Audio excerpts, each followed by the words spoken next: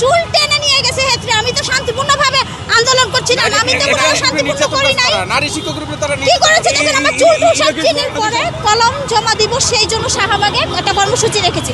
সেই জন্য আমরা শান্তিপূর্ণভাবে এই পর্যন্ত এসেছি।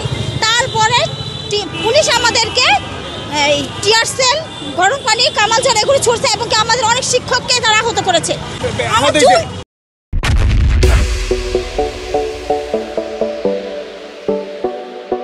চুল টেনে নিয়ে গেছে হেতরে। আমি তো শান্তিপূর্ণভাবে আন্দোলন করছিলাম, আমি তো কোনো শান্তিপূর্ণ করি নাই। নারী শিক্ষক গ্রুপে তারা কি করেছে দেখেন, আমার চুল সব চিনের সম্ভব টেনে হেতরে নিয়ে গেছে। কমসে কম 2-3 হাত। সম্ভব কেন আমি কি অন্যায় কিছু করেছি? আমি তো আমার ন্যায্য অধিকারের জন্য দাঁড়িয়েছিলাম। আমি শান্তিপূর্ণভাবে কর্মসূচি পালন করছি।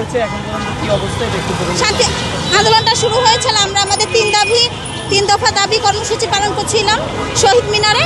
আমরা লাঞ্চের পরে কলম জমা দিব, সেই জন্য শাহবাগে একটা কর্মসূচি রেখেছি।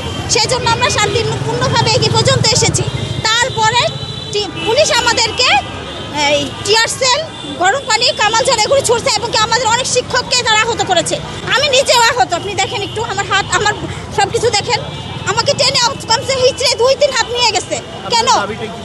আমাদের দাবি হচ্ছে 3 দফা দাবির মধ্যে প্রথম 10ম গ্রেড, তারপরে হচ্ছে টাইম স্কেল, আর একটা প্রকল্প। জি হ্যাঁ, শতভাগ পদোন্নতি, ওইটাই বলছি। আর আমাদের দাবি ছিল 3টা। কোথা থেকে এসেছেন আপনারা? আমি মুন্সিগঞ্জ থেকে।